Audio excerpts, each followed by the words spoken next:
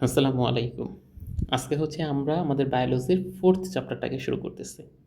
4th যেই চ্যাপ্টারটা এটাকে হচ্ছে আমরা একদম পুরা ডিটেইলসভাবে জানার চেষ্টা করব। তোমরা সবাই জানো যে আমরা হচ্ছে এখন পর্যন্ত আগের যে 3টা চ্যাপ্টার আছে একদম ডিটেইলস আলোচনা করছি। তো তারই ধারাবাহিকতায় আজকে হচ্ছে আমাদের এই 4th চ্যাপ্টারটা। 4th চ্যাপ্টারটা অনেক স্টুডেন্টই কিন্তু অ্যাভয়েড করে যায়। কারণ এটা একটু কঠিন প্লাস এটা বুঝতেও ওদের একটু কষ্ট হয়।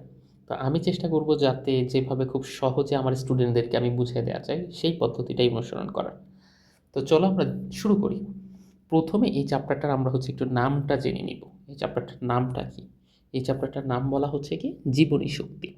দ্যাট মিনস একটা জীবন চালাইতে গেলে যে শক্তিগুলা লাগে, সহজ ভাষায় যেটাকে আলটিমেটলি বলা যায়, একটা জীবন চালাইতে গেলে যে শক্তিটা লাগে, যদি আমরা এই শব্দটাকে ভাঙি তাহলেই তুমি বুঝতে পারবা যে জীবন চালাইতে শক্তিটাকেই জীবনী শক্তির আন্ডারে বলা হবে। এবং এইটাই হচ্ছে আমাদের এই চ্যাপ্টারের পড়া, যে এই শক্তিটা কিভাবে উৎপন্ন করা যায়, কোথায় কিভাবে গিয়ে ভাঙবে, কিভাবে এই শক্তিটা কাজে লাগবে, কতটুকু পরিমাণই বা এই শক্তিটা, বেসিক্যালি এই ব্যাপারগুলোই হচ্ছে আমি তোমার সাথে একদম ডিটেলস আলোচনা করব। ক্লিয়ারলি আমি বুঝাইতে পারলাম তো? তো চলো আমরা হচ্ছে শুরু করি। প্রথমে আমাদেরকে যেটা বলছে জীবনী শক্তি, এটার অপর নাম হচ্ছে জৈব শক্তি। দুইটা কিন্তু সিমিলার ওয়ার্ড। সিমিলার ওয়ার্ড মানে তো বুঝো যে একই শব্দকেই ভিন্ন ভিন্ন নামে। এইটার যে এই জৈব শক্তি বলো, জীবনী শক্তি বলো, এটার ইংলিশ টার্ম হচ্ছে বায়ো এনার্জি। এখন এই বায়ো শব্দটা আসছে কোথায় থেকে? তুমি যদি একটু ফোকাস করো, এই বায়ো কনসেপ্টটুকু আসতে হচ্ছে এই জীবন থেকে। বায়ো শব্দটা আসছে কোথায় থেকে? এই যে জীবন শব্দটা থেকে হচ্ছে এই বায়ো আসছে। আর শক্তির ইংলিশ টার্ম কি? এনার্জি। দ্যাট মিনস হচ্ছে কি, তোমরা সবাই জানো তো জীবন শব্দটা বায়োর এটা মিনিং, আর এনার্জি মানে এটাও তোমরা জানো যে শক্তি। দ্যাট মিনস এই জীবনী শক্তি শব্দটার ইংলিশ ফর্ম আর কি রূপান্তর করছে বায়ো এনার্জি। এখন এই বায়ো এনার্জি বলতে কিন্তু আলাদাভাবে কোনো ভিন্ন বিশেষ শক্তিকে বোঝানো হয় না, যে এটা ফিজিক্সের যে সঙ্গী শক্তির সংজ্ঞাটা দেওয়া হয়েছে সেটার মতো বা আলাদা কোনো, এরকম না। তোমাকে যদি একদম ডিটেলসভাবে আমি একটু বলতে চাই, তোমার বডিতে যেই শক্তিটা আসছে, এই শক্তিটা কিন্তু প্রাইমারি স্টেজে তুমি যখন রাত্রে খাবার খাইছো, বুঝছো আমার কথাটা, তুমি যখন রাত্রে খাবার খাইছো তখন এই শক্তিটা কিন্তু তুমি রাত্রের বেলা ব্যবহার করো না। কারণ তুমি খাবার খেয়ে কী করবা? ঘুমাইতে যাবা। দ্যাট মিন্স তখন খাবারটা তো তোমার বডিতে ভাঙছে, ভাঙার ফলে যেই শক্তিটা উৎপন্ন হয়েছে এটা কি আর ব্যবহার হইতে পারতেছে? না। এই শক্তিটা তখন তোমার বডির ভিতরে জমা থাকতেছে একটা রাসায়নিক বন্ধন রূপে। তুমি যখন সকালবেলা কাজে গেছো তখন তো তুমি আলটিমেটলি একটা কাজ করতেছো, তখন ওই যে রাত্রের বেলা যে রাসায়নিক বন্ধনটা ফর্ম করছিল সেইটা ভেঙে যাবে। ভেঙে ওইখান থেকে যেই শক্তিটা ওটার মধ্যে জমা ছিল সেই শক্তিটা বাইরে বের হয়ে আসবে। এইভাবেই হচ্ছে তুমি ওই শক্তিটাকে ব্যবহার করবা।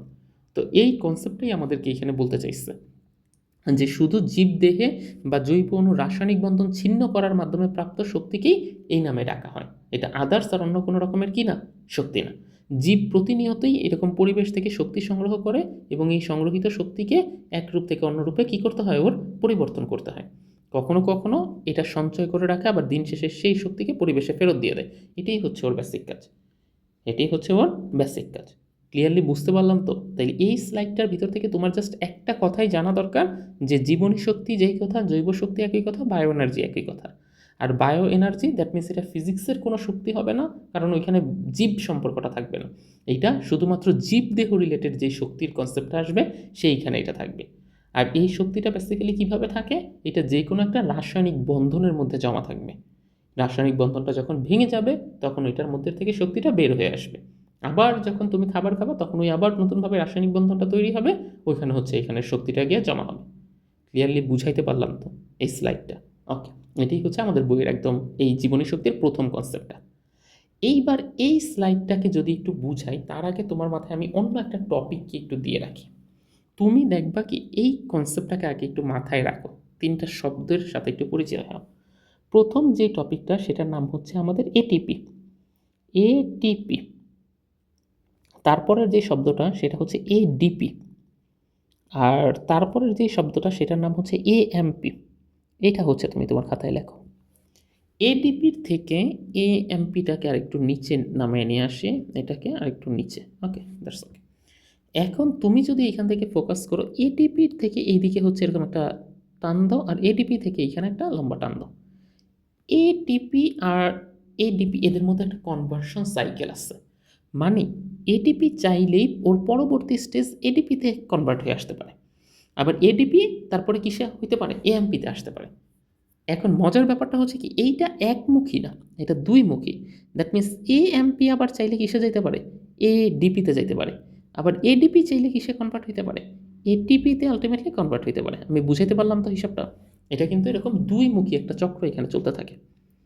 এটিপি থেকে এডিপি, এডিপি থেকে এএমপি। এটিপি কি, এডিপি কি, এএমপি কি, এইটা আসো এখন একটু জানি। এটিপি মানে হচ্ছে অ্যাডিনোসিন ট্রাইফসফেট, টিতে হচ্ছে ট্রাই। এখন তুমি বুঝতেছো ট্রাই শব্দের অর্থ কি, তার মানে 3, আর ফসফেট মানে কত, ফসফেট। তাইলে এটিপির মধ্যে ফসফেট আছে কয়টা, 3টা ফসফেট। তার বিপরীত যে নিচের শব্দটা এডিপি, এটার ফুল ফর্ম কি, অ্যাডিনোসিন ডাইফসফেট। ডাই শব্দের অর্থ কত, 2। তাহলে এইখানে ফসফেট আছে কয়টা, 2টা। এএমপি, এটার ফুল মিনিং কি, অ্যাডিনোসিন মনোফসফেট। মনো শব্দের অর্থ কত, 1। তাহলে ট্রাই শব্দের অর্থ 3, ডাই শব্দের অর্থ 2, মনো শব্দের অর্থ 1। তাহলে ট্রাই যখন থাকতেছে 3টা ফসফেট থাকতেছে তখন আমরা এটাকে এটিপি বলি। যখন 2টা ফসফেট থাকতেছে তখন আমরা এটাকে এডিপি বলি। যখন একটা ফসফেট থাকতেছে তখন এটাকে আমরা এএমপি বলি। বুঝতে পারছো? তাহলে এটিপির মধ্যে ফসফেট কয়টা, 3টা। এখন এই 3টা ফসফেট, তুমি এই সাইডের একটু চিত্রটার দিকে তাকাও, এটা হচ্ছে আমাদের এটিপি আর এডিপিটাকে দিচ্ছে। আর বলছে এটিপির থেকে এই যে দেখো একটা তীর চিহ্ন দিয়ে এইদিকে বুঝাইছে, এটিপির থেকে এই যে এটা এডিপিতে রূপান্তর হইতে পারে, এডিপির থেকে আবার কিসে রূপান্তর হইতে পারে, এটিপিতে যাইতে পারে। এইটাকেই আমরা সহজ ভাষায় এখানে এই যে একটা রূপান্তর আরেকটা রূপান্তর এইভাবে দেখাইছি। আর ওরা এএমপির কনভার্সনটা আনে নাই, কিন্তু পরবর্তীতে গিয়ে দেখবে এইখানে আবার এএমপির একটা কনসেপ্ট তোমাকে ব্যাখ্যা করে দিবে। এই যে অ্যাডিনোসিন মনোফসফেটের কনসেপ্টটা এখানে ব্যাখ্যা করা আছে। তো এটা আমি একটু পরে যাচ্ছি, আগে তোমাকে এটা একটু বুঝাচ্ছি। এটুকু বুঝতে তো আশা করি যে কোনো সমস্যা নেই না। এখন এইখান থেকে হচ্ছে কি, এই ঘটনাটা একটু আমার সাথে খেয়াল করো। তুমি রাত্রের বেলা খাবার খাইছো, ওই যে বললাম রাত্রের বেলা খাবারটা খাওয়ার পরে তুমি কিন্তু এই শক্তিটাকে খরচ করো না। এই শক্তিটা তখন তোমার কিসের মধ্যে জমা থাকবে জানো, এটিপির মধ্যে বেসিক্যালি জমা থাকবে। এইটা এই যে, এবং এই যে দেখো তোমার এইখানে এই যে একটা বন্ধন আছে এই যে ফসফেটের, এই যে 3টা ফসফেট, এইটা একটা ফসফেট, এটা একটা ফসফেট, এটা একটা ফসফেট। এই 3টা ফসফেটই আলটিমেটলি যুক্ত থাকছে এবং এদের মধ্যে এই যে বন্ধনগুলো আসছে, এই বন্ধনগুলো যুক্ত থাকতে গিয়ে হচ্ছে শক্তিগুলো এই বন্ধনের মধ্যে জমা আসছে। যখন এইখান থেকে হবে কি, এইখানকার ধরো যে তোমার একটা ফসফেট অণু সরে গেছে, একটা ফসফেট অণু আমার কি হইলো, এখান থেকে সরে গেল পুরাটা। এই যে এইটুক ফসফেট অণু আমার নাই, এটা নাই, তার মানে এই ফসফেটটা সরে গেছে। তাহলে এইখানে ফসফেট আসছে কয়টা, বেসিক্যালি এখন 2টা। তখনই এটার নাম হয়ে যাবে এডিপি। তাহলে এই যে একটা ফসফেট এখান থেকে বন্ডটা ভেঙে গেল, বন্ডটা ভাঙতে গিয়ে এখান থেকে বিপুল পরিমাণের শক্তি বের হবে। তার মানে তুমি বলো এটিপির থেকে যখন এই ডিপিতে কনভার্ট হচ্ছে তখন কিন্তু এটার থেকে কি বের হচ্ছে, শক্তি বের হচ্ছে। শক্তি এটাতে জমা থাকতেছে না, এটার থেকে বেসিক্যালি শক্তিটা বের হয়ে আসতেছে এটিপির থেকে এডিপিতে যখন যায়। আবার এই ডিপির থেকে যখন এএমপিতে যায় তখন আরও একটা ফসফেট এখান থেকে সরে গেছে, দ্যাট মিনস এই বন্ডটাও ভেঙে গেছে। ওই যে মনোফসফেট একটা আছে, তাইলে এই যে আবার আরেকটা ফসফেট ভেঙে গেছে, এইটা ভাঙতে গিয়ে বিপুল পরিমাণের শক্তি বের হয়েছে এবং যার কারণে এখন একটা ফসফেট নিয়ে এএমপিতে আসছে। ক্লিয়ারলি বুঝাতে পারলাম? তাহলে এটিপি থেকে এডিপিতে যেটা আসতেছে, এটিপি থেকে এএমপিতে যখন আসে তখন বেসিক্যালি এখান থেকে শক্তিটা কি হয়, বিমুক্ত হয় বা এখান থেকে শক্তিটা বের হয়ে আসে। এটুকু তো বুঝতে কোনো সমস্যা নেই। এখন তুমি তার বিপরীত প্রসেসটার কথা শিখো। দ্যাট মিনস আমরা তো এই সাইডের এই লাইনটার কথা শিখলাম, এখন আমরা এই সাইডেরটার কথা, যে না আমার হইল কি এরকম এএমপি আকারে আমার বডিতে আমি কাজ করি না, অনেকক্ষণ যাবৎ খাইনি। তুমি রাত্রে খাইছো, এটিপি আকারে ছিল, সকালে তুমি অনেকক্ষণ কাজ করো নাই কিন্তু তোমার বডির শক্তি দরকার, তখন এটিপি এডিপিতে কনভার্ট হয়েছে। তুমি তারপরেও খাওয়া দাওয়া করো নাই, তখন তোমার এডিপি এএমপিতে কনভার্ট হয়েছে। এটা হচ্ছে আমাদের এখানে বেসিক কি কনভার্সন রেটটা। এটুকু তো বুঝতে সমস্যা নেই। এখন তুমি আবার রাত্রের বেলা গেছো বাসায় গিয়ে তুমি খাবার খাইছো, কিন্তু তোমার বডিতে এখন জিনিসটা কি আকারে আছে, এএমপি আকারে আছে। কারণ অলরেডি শক্তি খরচ করতে করতে এটিপি এডিপিতে চলে আসছে, এডিপি এএমপিতে চলে আসছে। এবার এই এএমপিটা করবে কি তখন, আবার হচ্ছে তোমার শক্তি গ্রহণ করবে যে খাবারের মাধ্যমে, গ্রহণ করে এই যে একটা ফসফেট অণুকে ওর সাথে যুক্ত করবে, এই যে একটা ফসফেট যুক্ত করছে, তাহলে এই যে একটা বন্ডের স্ট্রাকচার যুক্ত করছে আবার ওর সাথে, তখন এই জায়গায় যুক্ত করতে গিয়ে আবার শক্তিটা রাইগা কিসে কনভার্ট হইলো, এডিপিতে কনভার্ট হয়ে গেল, কারণ ওর ভিতরে এখন 2টা ফসফেট আছে। তারপরে তুমি আরও খাবার খাইছো, দ্যাট মিনস তোমার বডিতে আরও শক্তি আছে, তখন তুমি দেখবা কি আলটিমেটলি এখান থেকে এই যে এই ফসফেটটা ওইটার সাথে যুক্ত হয়েছে, আরেকটা ফসফেট এসেও যুক্ত হয়েছে, যুক্ত হয়ে আবার হচ্ছে বিপুল পরিমাণের শক্তি এইখানে যে এই বন্ধনগুলোতে জমা রাখতেছে। মানে তোমার এটা একটা চক্রের মতো, এটা কিসের মতো? চক্রের মতো। এটিপি এডিপিতে কনভার্ট হয় যখন শক্তি দরকার, এডিপি এএমপিতে কনভার্ট হয় যখন শক্তি দরকার। আবার যখন বডি প্রপারলি খাবারের মাধ্যমে নিউট্রিয়েন্ট পাচ্ছে তখন এএমপি এডিপিতে কনভার্ট হচ্ছে, এডিপি এটিপিতে কনভার্ট হচ্ছে। এখন এটাকে একটা চক্রের মতো না, এই জন্য আমাদেরকে মেডিকেলে এটাকে বলা হয়তো ATP ADP cycle. ATP ADP cycle.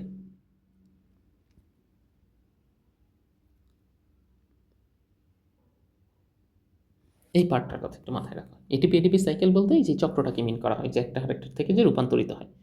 তাহলে এটুক তো বুঝতে পারছো, এটুক লাগবে আমাদের পরে, এটুকু আমাদের এখানে পরে লাগবে। এখন হচ্ছে আমরা এটুকু বুঝে রাখি। তাহলে এটিপি জিনিসটা কি, এটিপি কি, এটা ক্লিয়ার। এখন দেখো এই স্লাইডটার পরে এই জায়গাটা হচ্ছে তোমাদের জন্য খুবই বিদঘুটে লাগে। এই জায়গাটা হচ্ছে আমি একটু বুঝিয়ে নিই। তো এই জায়গাটা বুঝাইতে গেলে আমাকে অন্য চ্যাপ্টারের একটা হেল্প নিতে হবে। অন্য চ্যাপ্টারের একটা হেল্প কি, আমরা হচ্ছে ডিএনএ অথবা আরএনএর একটু গঠনটাকে আগে পড়ে আসি। ডিএনএ বা আরএনএর গঠন। ডিএনএ, ধরো যে আমরা বেসিক্যালি ডিএনএর উপাদানটাই জানি, বেসিক্যালি আমাদের একটা জানলেই হবে। ডিএনএ মোট 3টা জিনিস নিয়ে গঠিত। কয়টা? 3টা। একটা হচ্ছে 5 কার্বনযুক্ত শর্করা। 5 কার্বনযুক্ত, এগুলো কিন্তু পরে আবারও পড়াবো। 5 কার্বনযুক্ত শর্করা। 2 নম্বরে ডিএনএর গাঠনিক উপাদান আকারে যেটা আছে সেটার নাম হচ্ছে কি, দাঁড়াও এটা একটু সোজা করে নেই। 2 নম্বরে ডিএনএর গাঠনিক উপাদান আকারে যেটা আছে সেটাকে বলা হচ্ছে আমাদের নাইট্রোজেন বেস।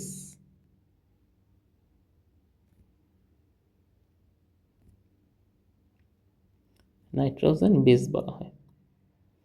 আর 3 নম্বরের ডিএনএর গাঠনিক উপাদান হিসেবে যেটা আছে সেটা হচ্ছে ফসফেট। এই 3টা হচ্ছে কি ডিএনএর গাঠনিক উপাদান।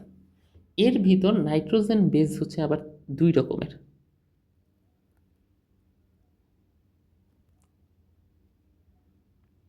একটা হচ্ছে পিউরিন,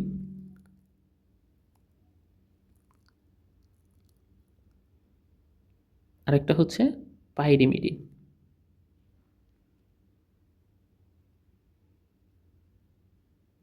পাইরিমিডিন।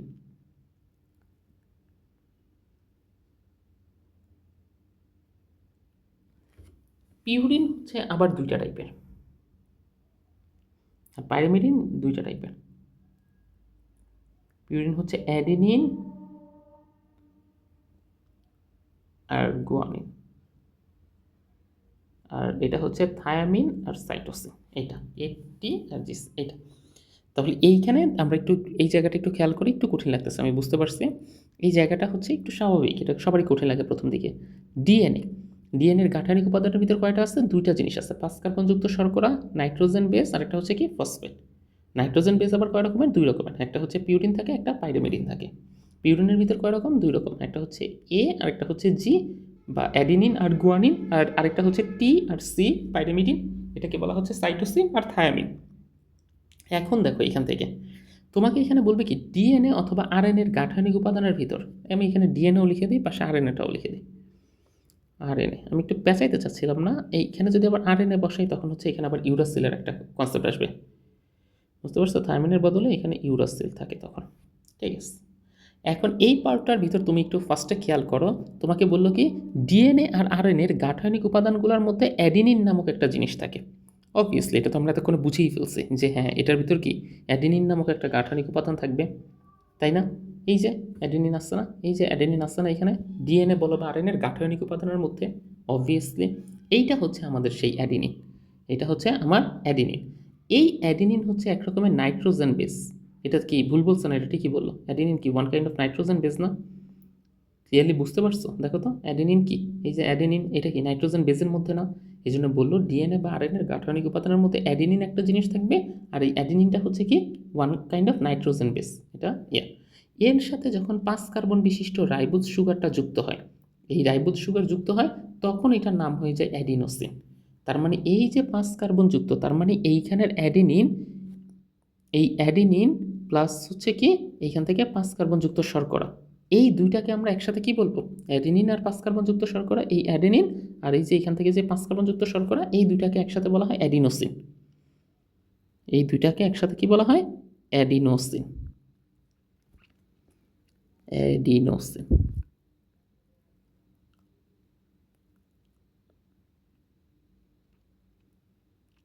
ক্লিয়ার? বুঝতে পারছো? তাহলে এই অ্যাডিনোসিনই হচ্ছে এইটা, এই যে এখান থেকে এইটুক।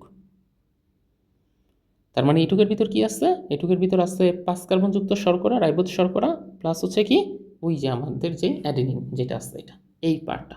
এই জন্য দেখো এটার নাম কি লিখছে? অ্যাডিনোসিন লিখে দিছে তোমাকে, যেটার নামের ভিতর অ্যাডিনোসিন কথাটা বলা আছে।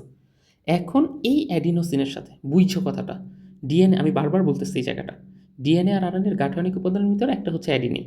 এই অ্যাডিনিন হচ্ছে এক প্রকার কি নাইট্রোজেন বেস, এটা হচ্ছে একটা অ্যাডিনিন, আর অ্যাডিনিন হচ্ছে এক প্রকার নাইট্রোজেন বেস। এই অ্যাডিনিনের সাথে যখন আমাদের 5 কার্বনযুক্ত রাইবোজ সুগারটা যুক্ত হচ্ছে, তখন এটার নাম হয়ে যাচ্ছে অ্যাডিনিন, না অ্যাডিনোসিন হয়ে যাচ্ছে। আর এই অ্যাডিনোসিনের সাথে পর্যায়ক্রমে একটা, দুইটা বা তিনটা ফসফেট গ্রুপ যুক্ত থাকতে পারে। কখনো কখনো একটা থাকতে পারে, একটা থাকলে এএমপি বলবো, দুইটা থাকলে এডিপি বলবো, আর তিনটা থাকলে আলটিমেটলি এটাকে কি বলবো? এটাকে এটিপি বলবো। এই জন্য বলছে একটা থাকলে অ্যাডিনোসিন মনোফসফেট যেটা এএমপি, দুইটা থাকলে অ্যাডিনোসিন ডাইফসফেট, তিনটা থাকলে অ্যাডিনোসিন ট্রাইফসফেট বা এটিপি এটাকে বলা হয়। তাহলে প্রথম বললো ডিএনএ আর আরএনএর গাঠনিক উপাদান কি? এই যে ডিএনএ আর আরএনএর গাঠনিক উপাদান হচ্ছে অ্যাডিনিন। এই অ্যাডিনিন হচ্ছে এক প্রকার নাইট্রোজেন বেস। এই নাইট্রোজেন বেসের সাথে যখন 5 কার্বন বিশিষ্ট শর্করাটা যুক্ত থাকতেছে, তখন এটার নাম অ্যাডিনিন না হয়ে অ্যাডিনোসিন হয়। আর এই অ্যাডিনোসিন হচ্ছে আমাদের এই যে এখানকার এইটুক, অ্যাডিনোসিন হচ্ছে এখানকার এই যে এইটুক। এই অ্যাডিনোসিনের সাথে একটা ফসফেট যুক্ত থাকতে পারে, অ্যাডিনোসিনের সাথে দুইটা ফসফেট যুক্ত থাকতে পারে, অ্যাডিনোসিনের সাথে তিনটা ফসফেট যুক্ত থাকতে পারে। অ্যাডিনোসিনের সাথে যদি একটা ফসফেট যুক্ত হয় তাহলে এইটুক স্ট্রাকচারকে বলবো এএমপি। অ্যাডিনোসিনের সাথে যদি দুইটা ফসফেট যুক্ত হয় এইটুক স্ট্রাকচারকে বলবো এডিপি। আর অ্যাডিনোসিনের সাথে যদি তিনটা ফসফেট যুক্ত হয় তাহলে এইটুক স্ট্রাকচারকে বলবো এটিপি। মানে ফসফেটের কয়টা থাকতেছে এটার উপর ভিত্তি করে নামগুলোর আলটিমেটলি পার্থক্য আসতেছে। বুঝতে পারছো তো না ব্যাপারটা? এইটুকু হচ্ছে আমরা এখান থেকে কমপ্লিট করলাম। এখন আমাদেরকে বললো কি এইভাবে ফসফেট গ্রুপ যুক্ত করতে গেলে, ওই যে বললাম এভাবে যখন তুমি এক একটা ফসফেট গ্রুপ যুক্ত করবা তখন তোমার প্রচুর পরিমাণে শক্তি লাগবে। যেহেতু ফসফেট যুক্ত করতেছে, যেন ফসফোরাইলেশন বলা হয় এই বিক্রিয়াকে। ফসফোরাইলেশন শব্দটাকে একটু ভাঙিয়ে আসো। ফসফো, ফসফো কথাটা আসছে ফসফেট থেকে, আর রাইলেশন শব্দের অর্থ হচ্ছে যুক্ত করা। তাহলে ফসফো কথাটা আসলে কিসের থেকে? ফসফেট থেকে, ফসফেট। আর রাইলেশন শব্দের অর্থ কি? যুক্ত করা। তাহলে ওই যে আমরা একটা, দুইটা বা তিনটা আলটিমেটলি কী করতেছি এখানে? ফসফেট গ্রুপ যুক্ত করতেছি না? এই জন্য আলটিমেটলি এটাকে বলা হচ্ছে ফসফোরাইলেশন বিক্রিয়া। তাহলে বুঝছো বিক্রিয়াটার নাম কেন? এই যে একটা, দুইটা বা তিনটা, একটা, দুইটা বা তিনটা তুমি ফসফেট গ্রুপের সাথে যুক্ত করতেছো, এই জন্য বিক্রিয়ার নাম হয়ে গেছে কি? ফসফোরাইলেশন নামক বিক্রিয়া। আবার বিপরীত প্রক্রিয়া, তার মানে ফসফেট গ্রুপ যখন ভেঙে যাবে, ফসফেট গ্রুপকে বিচ্ছিন্ন করতে গেলে এই বিক্রিয়ার নাম হবে ডিফসফোরাইলেশন। দ্যাট মিনস হচ্ছে ডি শব্দটা আসছে ডিলিট কথার থেকে। ডি কথাটা কি আসছে? বাংলায় লিখি এটাকে, ডিলিট কথাটা থেকে আলটিমেটলি আসছে। ডিলিট শব্দের অর্থ কি? যে কোনো জিনিস সরিয়ে দেওয়া, তার মানে delete of phosphorylation. That means হচ্ছে এটা। তাহলে এই পার্টটাকে আলটিমেটলি পারবা না। ডিলিট অফ ফসফোরাইলেশন বলতে কি বুঝাইছে? এই যে এইখান থেকে এই যে একটা, দুইটা বা তিনটা ফসফেট যে একটার একটার সাথে যুক্ত হইতেছে, এটাকে আলটিমেটলি বলা হচ্ছে ফসফোরাইলেশন। এই যে ধরো যে এইটার সাথে এই দুইটার সাথে এটা যুক্ত হয়েছে, তাহলে এটা এই যে একটা, আবার এটার সাথে এটা যুক্ত হয়েছে, এই দুইটা, তাহলে এইগুলোকে বলা হয় ফসফোরাইলেশন। আবার এখান থেকে যখন এটা ভেঙে যাবে তখন এটার নাম হবে ডিফসফোরাইলেশন বিক্রিয়া। যুক্ত হওয়াকে ফসফোরাইলেশন বলা হয়, ভেঙে যাওয়াকে ডিফসফোরাইলেশন নামে নামকরণ করা হয়। তারপরে বলল কি এইভাবে তুমি একটা প্রান্তীয় ফসফেট গ্রুপ যদি যুক্ত হয় বা ভেঙে যায়, তাহলে এইটার সাথে 7.3 কিলো ক্যালোরি বা হচ্ছে 30.55 কিলোজুল শক্তি আলটিমেটলি এখানে জমা থাকে। কথাটা বুঝতে পারছো? একটা ফসফেট ভেঙে গেলে বা একটা ফসফেট যদি যুক্ত হয়, তাইলে তোমাকে এই পরিমাণ শক্তি কী করতে হবে? সাপ্লাই দিতে হবে। ভেঙে গেলে ওই বন্ধন থেকে 7.3 কিলো ক্যালোরি শক্তি বের হবে, আর যদি হচ্ছে ওটার সাথে যুক্ত করতে যাও তাহলে হচ্ছে 7.3 কিলো ক্যালোরি শক্তি তোমার এখানে দিতে হবে। এটা হচ্ছে আমাদের এখানের বেসিক কাজ। তাহলে ক্লিয়ারলি এইটুকু বোঝা গেছে তো? এইটাই হচ্ছে তোমার এখানের এই এডিপি এটিপি সাইকেলের বেসিক মেইন কাজ। দেখো এখান থেকে কি বললো, তাহলে চিত্রটা আসো একবার তোমাকে একটু বুঝিয়ে দিই আমি যদি সহজ ভাষায়। যে প্রথমে কি ছিল ভাই আমার এইখানে? প্রথমে হচ্ছে আমার এইখানে হচ্ছে একটা অ্যাডিনোসিন ছিল, এটার সাথে আমার তিনটা ফসফেট ছিল, তার মানে এটা একটা এটিপি। এইখান থেকে দেখো শক্তি বের হবে, তার মানে একটা ফসফেট অবভিয়াসলি কী হবে? এইখানকার এই বন্ধনটা আমার এখান থেকে ভেঙে যাবে, এইখানকার এই বন্ধনটা আমার এখান থেকে ভেঙে যাবে, ভেঙে গেলেই শক্তি নির্গত হবে। এই জন্য আমাকে বলছে শক্তির নির্গমন। তাহলে শক্তি নির্গমন হয়ে এই যে দেখো এখানে কয়টা ফসফেট আছে? দুইটা ফসফেট আছে। তাহলে ওই যে জানি আমরা দুইটা ফসফেট মানে হচ্ছে ডাইফসফেট বলা হয় এটা, আর এটা হচ্ছে অ্যাডিনোসিন। তাহলে অ্যাডিনোসিনের সাথে দুইটা ফসফেট যুক্ত থাকার কারণে এটা নাম হয়ে গেছে এডিপি, আর এটা হচ্ছে ইয়া। তারপরে ওই যে বললাম যখন তোমার বডিতে শক্তি ছিল না তখন হচ্ছে এই ফসফেট ভেঙে গিয়ে তোমার বডিকে শক্তি সাপ্লাই দিচ্ছে। কিন্তু যখন আবার তুমি খাবার খাইছো, খাবার থেকে বেসিক্যালি তুমি যখন শক্তিটা পাইছো তখন আবার এই এটিপির সাথে কি কনভার্ট হয়ে যাচ্ছে, আবার এই এটিপির সাথে তোমার সিকোয়েন্সে এখান থেকে এটিপিতে কনভার্ট হয়ে যাচ্ছে। ক্লিয়ার? তার মানে যখন শক্তি ভেঙে যাবে বের হওয়ার জন্য তোমার হচ্ছে এটিপিতে কনভার্ট হবে, আবার যখন শক্তি প্রপারলি পাবা তখন এটা কিসে কনভার্ট হবে, তখন এটা হচ্ছে এটিপির সিকোয়েন্সে আলটিমেটলি কনভার্ট হয়ে যাবে। এইটা হচ্ছে আমাদের এখানের বেসিক সিকোয়েন্সের ভিতর মিন করতে চায় আর কি। ক্লিয়ার? ওকে ডান। এইবার আসো আমরা যে এর পরের পার্টটায় চলে যাই। এইখানকার এই টপিকটার ভিতরে তোমাকে কি বলতে চাইছে এটাকে যদি আমি একটু বলি, এইখানে তোমাকে বলতে চাইছে যে এই যে এই শক্তি সংগ্রহ করা বলো যা বা ব্যবহার উপযোগী ফর্ম বলো, এগুলোর সাথে বেসিক্যালি হচ্ছে আমাদের বডির দুইটা অঙ্গাণু জড়িত থাকে। একটা হচ্ছে মাইটোকন্ড্রিয়া আর একটা হচ্ছে প্লাস্টিড। কয়টা অঙ্গাণু জড়িত থাকবে? দুইটা অঙ্গাণু এখানে জড়িত থাকবে। মাইটোকন্ড্রিয়াটা কিভাবে কাজ করে আর প্লাস্টিডটা কিভাবে কাজ করে এই জিনিসটা হচ্ছে আমাদেরকে এখন একটু জানতে হবে। তোমাদেরকে পেছনে যখন আমি পড়াইছি মাইটোকন্ড্রিয়া টপিকটাকে তখন বলছিলাম যে মাইটোকন্ড্রিয়ার ভিতরে সাধারণত কী উৎপাদন হয়? শক্তিটা উৎপন্ন হয়। আর প্লাস্টিডের মধ্যে সাধারণত কী উৎপন্ন হয়? খাদ্যটা উৎপন্ন হয়। তো এই টপিকের ভিতর তোমাকে এটাই বলবে যে প্রথমে তোমার এখানে কে জড়িত থাকবে? প্রথমে তোমার এখানে হচ্ছে প্লাস্টিডটা জড়িত থাকবে। প্রথমে কে? প্লাস্টিড। তারপরে কে থাকবে? মাইটোকন্ড্রিয়া। আমি যদি তোমাকে একটু সিকোয়েন্সটার কথা বলি তাইলে হচ্ছে তুমি এই পুরোটা রিডিং দিলে এখান থেকে আলটিমেটলি বুঝতে পারবো যে এখানে কী বলতে চাইছে। তোমার প্রথমে যে কোনো জিনিসের শক্তিটা কোথায় থাকে বলো তো দেখি? যে কোনো জিনিসের প্রথম শক্তিটা সূর্যের মধ্যে থাকে। সূর্যের থেকে প্রথমে আলো আইসা কিসের উপর পড়ে? গাছের উপরে পড়ে। গাছের উপরে পড়লে এটার ভিতরের যে প্লাস্টিড আছে, এই প্লাস্টিড এইখান থেকে আলটিমেটলি ওই শক্তিটাকে কি করে? ওই শক্তিটাকে ও রূপান্তর কইরা ওর শর্করা জাতীয় খাদ্যের মধ্যে আলটিমেটলি দিয়ে দেয়। এটাকে কিসের মধ্যে দিয়ে দিল? ও শর্করা জাতীয় খাদ্যের মধ্যে এটাকে খুব সুন্দর মতো প্রোভাইড করে দিল। এরপরে এই শর্করা জাতীয় খাদ্যটা যায় হচ্ছে মাইটোকন্ড্রিয়ায়। কোথায় যাবে? মাইটোকন্ড্রিয়া। মাইটোকন্ড্রিয়া করবে কি? এই শক্তিটাকে, এই শর্করা জাতীয় মাইটোকন্ড্রিয়া কন্ড্রিয়া এই মাইটোকন্ড্রিয়া করবে কি? এই জিনিসের মধ্যে যে শক্তিটা আছে এই শক্তিটাকে বের করে আনবে এবং এটাকে নর্মাল শক্তিতে আলটিমেটলি রূপান্তর করে তোমার বডিকে সাপ্লাই দিবে। এখন তোমার বডি এই শক্তিটাকে কি করতে পারতেছে? ব্যবহার করতে পারতেছে। তাহলে প্রথমে সূর্যের মধ্যে বেসিক্যালি কি ছিল? এই শক্তিটা ছিল। তাহলে সূর্যের মধ্যে শক্তিটাকে তো আর আমরা কি করতে পারতেছি না? সরাসরি ব্যবহার করতে পারতেছি না। এই জন্য মাঝখানে হচ্ছে কি করলাম? মাঝখানে হচ্ছে আমরা ওদের একটু সহায়তা নিলাম। যে সূর্যের মধ্যে শক্তিটা বেসিক্যালি প্লাস্টিডে গেল, প্লাস্টিড থেকে শর্করা গেল, শর্করার থেকে মাইটোকন্ড্রিয়া এটা কী করলো? ভাঙলো, ভাঙে হচ্ছে বেসিক শক্তিতে আবার কনভার্ট করে নিল। এই কাজটার কথাই হচ্ছে তোমাকে বললো। এবং এই শক্তিটা কি তারপরে তুমি কি করলা? এই শক্তিটাকে আলটিমেটলি তুমি হচ্ছে তারপরে হচ্ছে বিভিন্ন ধরনের সিকোয়েন্সে ব্যবহার করলা। ধরো যে এই যে তোমার হাসি বলো, কান্না বলো, দৈহিক বৃদ্ধি, প্রজনন, তোমার দেহের তাপমাত্রা, মানে যাবতীয় যত কাজ আছে সব কাজ হয় এই শক্তিটা দিয়ে। তোমার বডির সিকোয়েন্সে যাবতীয় যত কি আছে কাজ আছে সব কাজে হচ্ছে এই শক্তিটা তুমি কি করবে? এখান থেকে ব্যবহার করবা। তাহলে একটু যদি আমি লিখে দিই, যাবতীয় সকল কাজে ব্যবহার, যাবতীয় কাজে ব্যবহার করবো এই শক্তিটাকে। এই কনসেপ্টটা কি তোমাকে এখানে বলছে? ব্যবহার। তাহলে মোট কয়টা জিনিস আলটিমেটলি এখান থেকে জড়িত থাকলো বলো তো দেখি? কয়টা অঙ্গাণু? একটা হচ্ছে প্লাস্টিড এখানে জড়িত থাকলো, আরেকটা হচ্ছে এইখানে মাইটোকন্ড্রিয়া, এই অঙ্গাণু দুইটা জড়িত থাকলো। তাহলে এইটার কথাই বললো, মাইটোকন্ড্রিয়া জড়িত থাকবে, প্লাস্টিড জড়িত থাকবে। আর সূর্যের ভিতরে শক্তিটা প্রথম প্লাস্টিড দিয়ে শর্করা জাতীয় খাদ্যের মধ্যে যাবে, তারপর এই শর্করা জাতীয় খাদ্যটা মাইটোকন্ড্রিয়া যাবে, মাইটোকন্ড্রিয়া শক্তিটাকে বের করবে, কইরা যাবতীয় বডির যত কাজ আছে সব কাজ এটার কি করবে? ব্যবহার করবে। এই কনসেপ্টটাই তোমাকে আলটিমেটলি এখান থেকে বলতে চাইছে। ক্লিয়ারলি এটুকু তো বুঝতে পারছো? এরপর দেখো এখানে একটা খুব গুরুত্বপূর্ণ কথা বলতে চাইছে। এই টপিকটা তোমাকে অলরেডি আগেই বুঝিয়ে ফেলছি। এটিপিকে কেন রিচার্জেবল ব্যাটারির সাথে তুলনা করা হয়? এটিপিকে অনেক সময় কিসের সাথে তুলনা করা হয়? জৈব মুদ্রা বা হচ্ছে শক্তি মুদ্রার সাথে তুলনা করা হয়, বা রিচার্জেবল ব্যাটারির সাথে তুলনা করা হয়। এই কনসেপ্টটাকে আমরা একটু বুঝে আসি, তারপরে তুমি জাস্ট একটু রিডিং দিলে তুমি বুঝে যাবে।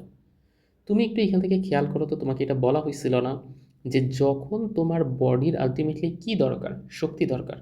তখন এটিপি কি করে? ওর এই যে এখানকার যে ফসফেট গ্রুপটা আছে এই ফসফেট গ্রুপটাকে ভেঙে ফেলে আলটিমেটলি তোমার বডিতে কি দিল? শক্তি দিল। শক্তি দেওয়ার পর এটা কিসে কনভার্ট হয়ে গেল? এডিপিতে কনভার্ট হইল। তারপরে আবার যখন দরকার হবে তখন ও আবার কি করে? এই এটিপি আবার যখন তুমি যে খাবার থেকে শক্তিটা বেসিক্যালি পাচ্ছ আবার এটিপিতে কনভার্ট হচ্ছে না? আচ্ছা, একটা রিচার্জেবল ব্যাটারির বেসিক কাজটা কি এটা বলো তো? রিচার্জেবল ব্যাটারিটা মূলত কি কাজ করে? এটা মূলত করে হচ্ছে যখন তোমার প্রয়োজন তখন তোমাকে শক্তি সাপ্লাই দেয়। তারপর আবার যখন তোমার ওকে প্রয়োজন নাই তখন তুমি আবার ওকে কী করো? রিচার্জ করে রাখো। পরবর্তীতে আবার যখন প্রয়োজন ব্যবহার করো। তাহলে এটিপিটাকে কি আমরা ওরকম কাজেই ব্যবহার করতেছি? যে যখন আমার দরকার তখন ওর কাছ থেকে আমি শক্তি নিতেছি, নিয়ে এডিপিতে কনভার্ট হইলো, আবার যখন দরকার নেই এডিপি রিচার্জ হয়ে এটিপিতে কনভার্ট হয়ে রইল। তাহলে যখন দরকার তখন ব্যবহার করতেছে, যখন দরকার নেই তখন আমরা আবার এটাকে রাখতেছি। এই কারণেই মূলত হচ্ছে এটিপিকে রিচার্জেবল ব্যাটারির সাথে তুলনা করা হয়। এই যে দেখো এখানে বললো যে যখন এই যে এটিপির শক্তি প্রয়োজন হলে তা আবার ভাঙে, আবার এই ভাঙা শক্তিটাকে জোড়া লাগে, দ্যাট মিনস এটা এরকম একটা কনভার্সন রেটে চলে। এই জন্যে এটিপিকে রিচার্জেবল ব্যাটারি বা ইয়ার সাথে তুলনা করা হয়েছে, জৈব মুদ্রা বলো বা শক্তি মুদ্রার সাথে তুলনা করতে পারো তুমি, যে যখন এটা দরকার এটিপি তোমাকে কি সাপ্লাই দিচ্ছে, এটিপি তোমাকে শক্তি সাপ্লাই দিচ্ছে, আর এই শক্তিটাকেই তুমি কি করতেছো, ব্যবহার করতেছো। ব্যবহার করার ফলে তারপরে হচ্ছে তুমি এখান থেকে এই শক্তিটা বিভিন্ন ওই যে হাসি কান্না তোমার বডির স্বাভাবিক যত কাজকর্ম আছে সব কাজকর্ম হচ্ছে এই শক্তিটা বেসিক্যালি তুমি ব্যবহার হচ্ছে। ক্লিয়ারলি বুঝতে পারছো তো? এই টপিকটার ভিতর এই জায়গাটা কিন্তু স্টুডেন্টরা অনেকেই বুঝে না। এটা হচ্ছে বেসিক্যালি যে এই জায়গাটা সূর্যের ভিতরে শক্তিটা প্লাস্টিডে যাচ্ছে, প্লাস্টিডের ভিতরে শক্তিটা শর্করায় যাচ্ছে, শর্করা মানে প্লাস্টিড সূর্যের ভিতরে শক্তিকে শর্করায় রূপান্তর করতেছে। এবার ওই যে শর্করা খাদ্যকে শক্তিতে কনভার্ট করতেছে কে, মাইটোকন্ড্রিয়া। এই যে এখানের এই কনসেপ্টটা, এই যে তোমার এই যে সূর্যের ভিতরের শক্তি যে শর্করা জাতীয় ইয়াতে রূপান্তর হচ্ছে, এইটুককে বলা হয় সালোক সংশ্লেষণ। প্রথম ধাপের এইটুককে সালোক সংশ্লেষণ। আবার মাইটোকন্ড্রিয়া যে আবার তোমার এই যে এই শক্তিটাকে বের করে যে ব্যবহার করতেছে শর্করার থেকে, এইটুককে আলটিমেটলি বলা হচ্ছে কি তোমার, এটাকে বলা হয় শ্বসন। তাহলে প্রথম টপিকটার নাম হচ্ছে সালোক সংশ্লেষণ, আর পরের টপিকের নাম হচ্ছে কি শ্বসন। এই দুইটা টপিক মিললেই হচ্ছে বেসিক্যালি তোমার আজকের এই চ্যাপ্টার পুরোটা কমপ্লিট হবে। দ্যাট মিনস এই চ্যাপ্টারের ভিতর দুইটা পার্ট, একটা হচ্ছে সালোক সংশ্লেষণের বেসিক পার্ট, একটা হচ্ছে কিসের পার্ট, একটা হচ্ছে শ্বসনের বেসিক পার্ট। ক্লিয়ার? বুঝতে পারছো কথাটা? তো আমরা এইখান থেকে প্রথম যেই পার্ট, দ্যাট মিনস সালোক সংশ্লেষণ, সূর্যের ভিতরে থাকা শক্তিটা কিভাবে আলটিমেটলি শর্করা জাতীয় খাবারের মধ্যে যায়, সেই টপিকটাকেই হচ্ছে আমরা এখান থেকে বোঝার চেষ্টা করব এই পর্বের এই ইয়াতে, যে আসলে এখানে কি কি ধাপ থাকতে পারে বা কি কি জিনিস থাকতে পারে সেটি। ক্লিয়ারলি বুঝতে পারছো তো এখানে হিসাবটাকে আলটিমেটলি আমরা কিভাবে বলতে চাইতেছি? সালোক সংশ্লেষণকে যদি আমরা হচ্ছে একটু সহজ ভাষায় বলতে চাই, সহজ ভাষায় কি, সহজ ভাষা বলতে এইটা যে ভাই প্রথমে এই শক্তিটা থাকবে হচ্ছে কিসের মধ্যে, সূর্যের আলোর মধ্যে। কিন্তু সূর্যের আলোর মধ্যে থাকা এই শক্তিটাকে আমরা সহজে সরাসরি কি করতে পারি না, কখনই হচ্ছে ব্যবহার করতে পারি না। তাহলে এই যে সূর্যের আলোর মধ্যে থাকা শক্তিটাকে আমরা আগে আমাদের ব্যবহার উপযোগী একটা শক্তিতে নিতে যাব। তাহলে এই শক্তিটাকে আমরা প্রথমে কিসের ভিতর নিব, শর্করা জাতীয় খাদ্যের মধ্যে নিব। এই প্রসেসটার নামই হচ্ছে কি বলা হয়, এই প্রসেসটার নামই হচ্ছে সালোক সংশ্লেষণ। কিন্তু এই প্রসেসে আসলে অনেকগুলো জিনিস জড়িত থাকবে, মানে সরাসরি সূর্যের শক্তিটা তো আর এমনি এমনিই হচ্ছে কিসে যাবে না, এমনি এমনিই তো আর শর্করা জাতীয় খাদ্যের মধ্যে যাবে না। মাঝখানে ইন্টারমিডিয়েট অনেকগুলো কি থাকবে, পর্যায় থাকবে। সেই পর্যায়গুলো সম্পর্কে আমরা জানার চেষ্টা করব। দেখো তোমাকে এখানে কি বলল, যে সবুজ উদ্ভিদের একটা খুব গুরুত্বপূর্ণ বৈশিষ্ট্য হলো সূর্যালোকের উপস্থিতিতে। অবভিয়াসলি সূর্যালোকের উপস্থিতিতে হইতে হবে, কারণ সূর্যের আলোর শক্তিটাকেই তো আমি শর্করা জাতীয় খাদ্যের মধ্যে নিতে চাচ্ছি। তাহলে সূর্যের আলোই যদি সেখানে না থাকে তাহলে আমি কিভাবে এটাকে শর্করা জাতীয় খাদ্যের মধ্যে নিব? এজন্য বলো সূর্যালোকের উপস্থিতিতে কার্বন ডাই অক্সাইড প্লাস হচ্ছে পানি, এই দুইটা আলটিমেটলি সেই শর্করা জাতীয় খাদ্য তৈরি করে। এইটা নামই হচ্ছে সালোক সংশ্লেষণ। এই সবুজ উদ্ভিদ এই কার্বোহাইড্রেট বা শর্করা জাতীয় খাদ্য তৈরি হওয়ার যে প্রক্রিয়া, সেটার নামই সালোক সংশ্লেষণ। তাইলে আলটিমেটলি আমরা কি বলতে পারি, সালোক সংশ্লেষণের বেসিক বিক্রিয়া দেখো দিয়ে দিছে তোমাকে, এইখানে হচ্ছে এটা আমাদের সেই সালোক সংশ্লেষণের বেসিক বিক্রিয়া। কেন এটাকে বেসিক বিক্রিয়াটা বলা হচ্ছে, তুমি দেখো এখানে তোমার কী কী জিনিস দিল। সূর্যের যে আলোটা আছে, সূর্যের আলোর মধ্যে বেসিক্যালি তোমার এখানে শক্তিটা আছে, বুঝছো? এই শক্তিটা আছে, আর এই শক্তিটাকে ভাঙাভাঙি করার জন্য যেই জায়গা সেটা হচ্ছে ক্লোরোফিল। দ্যাট মিনস হচ্ছে প্লাস্টিডে আলটিমেটলি এই ভাঙনটা সম্পূর্ণ হবে। কোথায় সম্পূর্ণ হবে?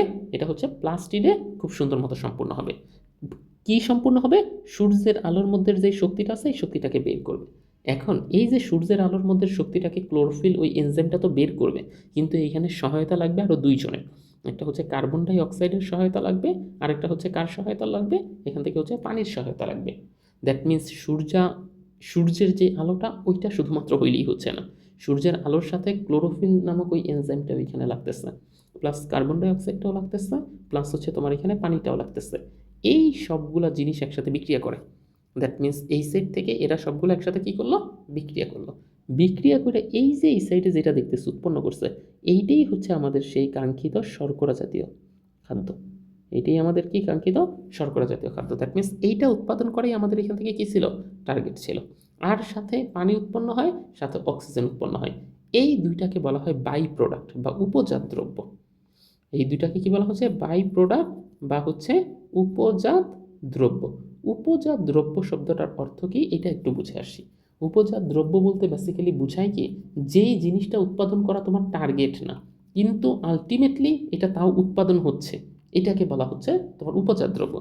যেমন ধরো তোমার কাছে আমি একটু যদি বুঝাই, এরকম বিশাল একটা চামড়া আছে, এই চামড়াটার থেকে তুমি জুতা তৈরি করতে চাচ্ছ। এখন তুমি করলা কি, খুব সুন্দর মতো এই সাইড থেকে যে জুতার শেপগুলো কেটে নিলা, এরকম অনেকগুলো জুতার শেপ তুমি এখান থেকে সুন্দর মতো কেটে নিলা। আচ্ছা তুমি বলো তো, এই যে জুতার শেপগুলো তুমি কেটে নিচ্ছ, কেটে নেওয়ার পরেও আশপাশে কি এই জায়গাগুলো রয়ে যাচ্ছে না? এই যে আশপাশে এই জায়গাগুলো কি রয়ে যাচ্ছে কি না? এই যে এই জায়গাগুলো রয়ে যাচ্ছে না?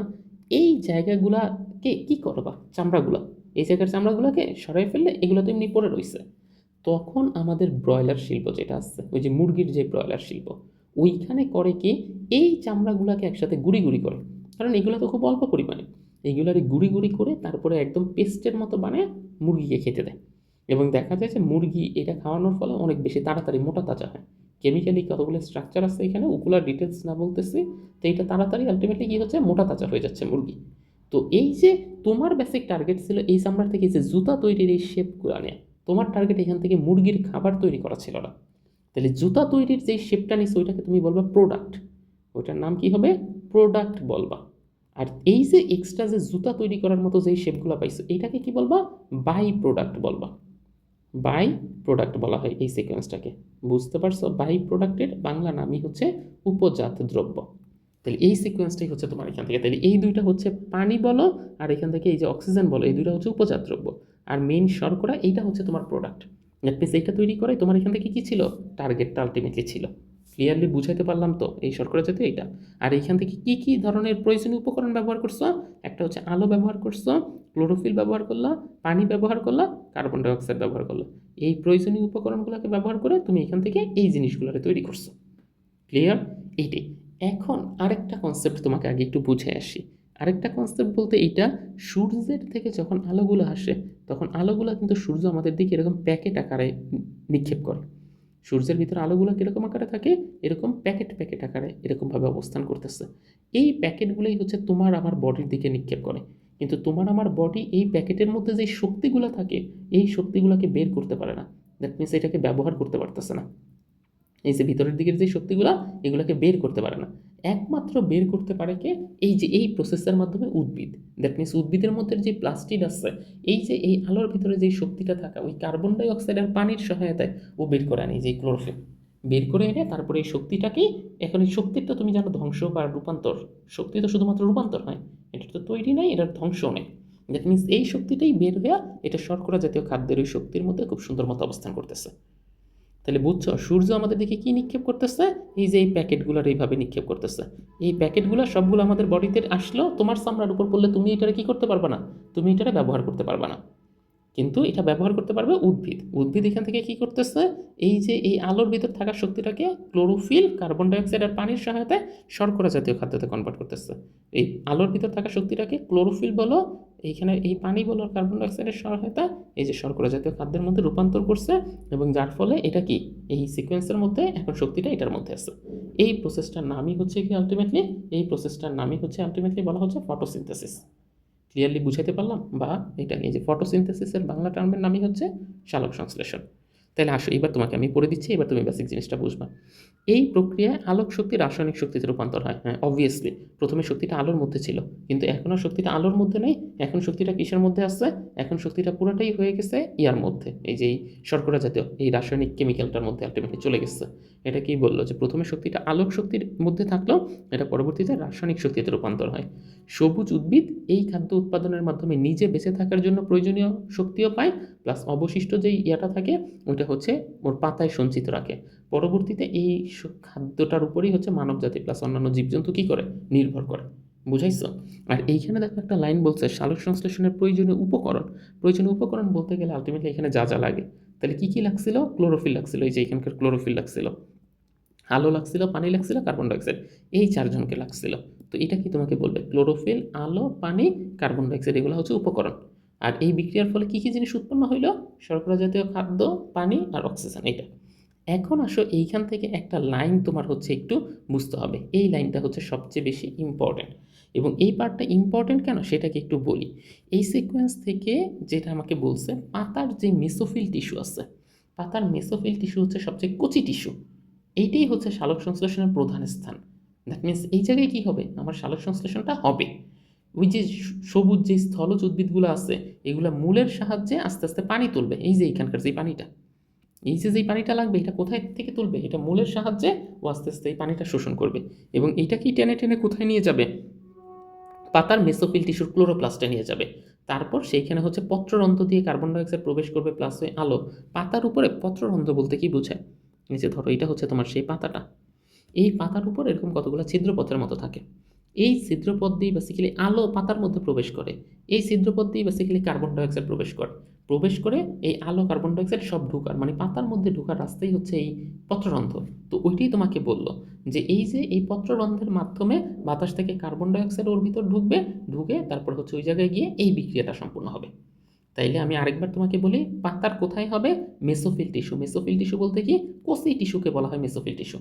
যে জায়গায় পাতার কচি অংশ, ওই জায়গাগুলো সাধারণত সালোক সংশ্লেষণ বেশি হয়। তো ওই জায়গায় হচ্ছে সালোক সংশ্লেষণ হওয়ার প্রধান স্থান। অন্যান্য স্থানও হইতে পারে, কিন্তু সেক্ষেত্রে কম হবে। আর সবুজ উদ্ভিদ মাটি থেকে মূলের মাধ্যমে কি করবে, পানিটারে শোষণ করবে। কইরা এইটারে কোথায় নিবে, ক্লোরোপ্লাস্টে নিয়ে আর পত্ররন্ধ্রের মাধ্যমে, তাহলে পানি পাইলো, এন থেকে কি পাইলো, পানি পাইলো। কিন্তু আরও তো দরকার, কার্বন ডাই অক্সাইডও দরকার, আলোও দরকার। এই দুইটাও আসবে হচ্ছে কিসের মাধ্যমে, পত্ররন্ধ্রের মাধ্যমে। তাহলে তোমরা যদি বলে যে এই যে হওয়ার জন্য যে কার্বন ডাইঅক্সাইড, এটা কিসের মাধ্যমে আসবে, এটা বলবো যে পত্ররন্ধ্র দিয়ে হচ্ছে গাছের মধ্যে ঢুকবে। এই যে পানি, এটা কি দিয়ে আসবে, এটা মূলের মাধ্যমে গাছের মধ্যে আসবে। এই যে আলো, এটা কিসের মধ্যে দিয়ে আসবে, এটাও পত্ররন্ধ্র দিয়ে গাছের মধ্যে আসবে। আর ক্লোরোফিল তো পাতার ভিতরে আছে। এই সবগুলো জিনিস তারপরে হচ্ছে পাতায় খুব সুন্দর মতো কি হবে, বিক্রিয়া হইয়া তারপরে হচ্ছে এটারে আলটিমেটলি এই শর্করা জাতীয় খাদ্যটা এখানে তৈরি করবে। আরেকটা কথা হচ্ছে, জলজ উদ্ভিদ পানি নেয় হচ্ছে ওর মূলের মাধ্যমে, কিন্তু মনে স্থলজ উদ্ভিদ পানি নেয়। স্থলজ বলতে কি বোঝায় বলো তো দেখি, স্থলজ বলতে বোঝায় যেটা কিনা এরকম উপরে আসছে, এই উদ্ভিদগুলা। এখন উপরের উদ্ভিদগুলো তো সাধারণত মূলের মাধ্যমে, এই যে ধরো যে একটা আম গাছ তার মূলের মাধ্যমে হচ্ছে সাধারণত পানি শোষণ করলো। কিন্তু ওই যে শাপলা যেটা পানিতেই জন্মাচ্ছে, কচুরিপানা যেটা পানিতেই জন্মাচ্ছে, ওরা সাধারণত তাহলে কিসের মাধ্যমে পানি শোষণ করবে, ওরা কি মূলের মাধ্যমে না। জলজ উদ্ভিদ সাধারণত হচ্ছে কি করে, জলজ উদ্ভিদ দেখবা যে সাধারণত পুরো বডির মাধ্যমে পানি শোষণ করে, কারণ ওদের বডিটাই কিসের মধ্যে ডুবানো, পানির মধ্যে খুব সুন্দর মতো ডুবানো। এই জন্য হচ্ছে ওরা বডি দিয়েই শোষণ করবে। আর স্থলজ উদ্ভিদ, দ্যাট মিনস যে উদ্ভিদগুলো উপরে আছে সেগুলো শুধু মূলের মাধ্যমে পানি শোষণ করবে। আর ওই যে পত্ররন্ধ্রের মাধ্যমে সবারই কার্বন ডাইঅক্সাইডের ভিতরে ঢুকবে, সবারই হচ্ছে কি ভিতরে ঢুকবে, ওই আলোটাও হচ্ছে ভিতরে ঢুকবে। আরেকটা মজার ব্যাপার হচ্ছে কি, যে আমাদের বাতাসে দেখবা হচ্ছে কার্বন ডাইঅক্সাইডের পরিমাণ 0.03%, এটা হচ্ছে বাতাসে। অপরদিকে পানিতে কার্বন ডাইঅক্সাইডের পরিমাণ 0.3%। এইটা এখন যেহেতু পানিতে আলটিমেটলি কার্বন ডাইঅক্সাইডের পরিমাণ বেশি, এই জন্য পানিতে কিন্তু সালোক সংশ্লেষণের হার বেশি। আর যেহেতু বাতাসে কার্বন ডাইঅক্সাইডের পরিমাণ কম, সেহেতু কিন্তু বাতাসে ইয়ার পরিমাণটাও কম, সালোক সংশ্লেষণের পরিমাণও কিরকম কম। বুঝতে পারছো কি বললাম তাহলে তোমাকে, বাতাসে কার্বন ডাইঅক্সাইডের পরিমাণ কত, 0.03%, পানিতে কত, 0.3%। তাহলে কার্বন ডাইঅক্সাইড দেখো তো একটা বিক্রিয়ার উপাদান কিনা, তাহলে তুমি কি বলতে পারো, যেই জায়গায় কার্বন ডাইঅক্সাইড বেশি থাকবে সেই জায়গায় সালোক সংশ্লেষণ বেশি। যেহেতু পানিতে 0.3% আলটিমেটলি কার্বন ডাইঅক্সাইড আছে, দ্যাটস ওয়াই হচ্ছে পানিতে সালোক সংশ্লেষণ বেশি। আর যেহেতু বাতাসে 0.3% কার্বন ডাইঅক্সাইড আছে, সেহেতু বাতাসে কি হবে, সালোক সংশ্লেষণের পরিমাণ কম হবে। এটা হচ্ছে আলটিমেটলি, দ্যাট মিনস উপরের উদ্ভিদগুলোর সালোক সংশ্লেষণের পরিমাণ কম, কারণ হচ্ছে যে বিক্রিয়ক উপাদান হিসেবে কার্বন ডাইঅক্সাইড এটা কম আসছে, আর ওইটার উপাদান বেশি থাকার কারণে ওইখানে হচ্ছে বেশি হচ্ছে। ক্লিয়ার, এইটা হচ্ছে আমাদের বেসিক পার্ট। তো এইটা হচ্ছে আজকে আমাদের, এই যে দেখো এখানে বললো, এই যে দেখো পাতা দিছে, পাতার যে মেসোফিল টিস্যু আছে, এই মেসোফিল টিস্যুর উপরেই আলটিমেটলি কি হয়, এইখানেই হচ্ছে বেসিক্যালি আমাদের সেই সালোক সংশ্লেষণটা হয়। ক্লিয়ারলি বুঝাতে পারলাম তো, পাতার যে মেসোফিল টিস্যুতেই সালোক সংশ্লেষণটা মূলত হবে। এবং এই টিস্যুর সিকোয়েন্স থেকে আলটিমেটলি এটাকে একটু জুম করে দেখাতে চাইছে, যে এখানে হচ্ছে ক্লোরোপ্লাস্ট থাকে, এই যে প্লাস্টিডের মধ্যে আলটিমেটলি এই জায়গায় সালোক সংশ্লেষণটা হচ্ছে। তো এটা জাস্ট একটা নর্মাল টিস্যু। এবং এটা এরপরে আগামী ক্লাসে হচ্ছে আমরা এইখান থেকে দেখার চেষ্টা করব আগামী পর্বে, যে এই সালোক সংশ্লেষণের যে পর্বগুলো আছে সেই পর্বগুলো কি কি, এবং কোন পর্বে সাধারণত কি হয়।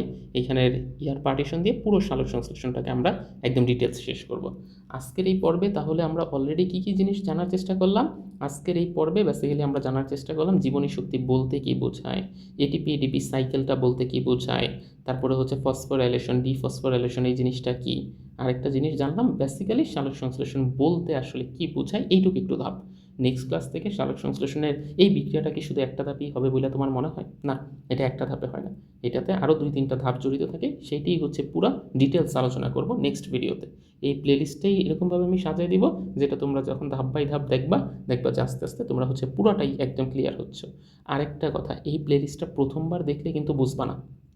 এই প্লেলিস্টটা পরপর প্রথমে একবার দেখে নোট করে যাবা, নোট করে যাওয়ার পর সেকেন্ডের বার আরেকবার দেখবা, দেখলে তখন দেখবা যে পুরো বিষয়টাই হচ্ছে তোমার কাছে একদম ক্লিয়ার হয়ে গেছে। দ্যাট মিনস তখন আর কোনো এখান থেকে কী হবে না, ঝামেলা হবে না। একবার দেখলে, আমি বারবার বলতেছি, প্রথমবার মাথার ভিতর সেরকম কিছুই ঢুকবে না, এটা আমি আমার অভিজ্ঞতায় দেখছি। এবং পরের বার দেখলে দেখবা যে প্রায় 80% বুঝছো, তৃতীয়বার দেখবা 100% বুঝবা। এই জন্য এই প্লেলিস্টটাকে পুরো খুব সুন্দর মতো আমার এই কথাগুলোকে বেসিক্যালি 3বার শুনবা। 3বার শুনলে দেখবা যে খুব ইজিলি তুমি বুঝে যাইতে পারছো। তো ধন্যবাদ সবাইকে, আশা করি পরের ভিডিওটা সবাই দেখবা। ওই ভিডিওতে আমরা পুরোটা সালোক সংশ্লেষণ বলবো এবং তারপরের ভিডিওতে আমরা পুরোটা হচ্ছে শ্বসন বলবো। এইভাবেই আমরা মোট 3টা পর্বে আমাদের এই চ্যাপ্টারটাকে শেষ করার চেষ্টা করব। ধন্যবাদ সবাইকে।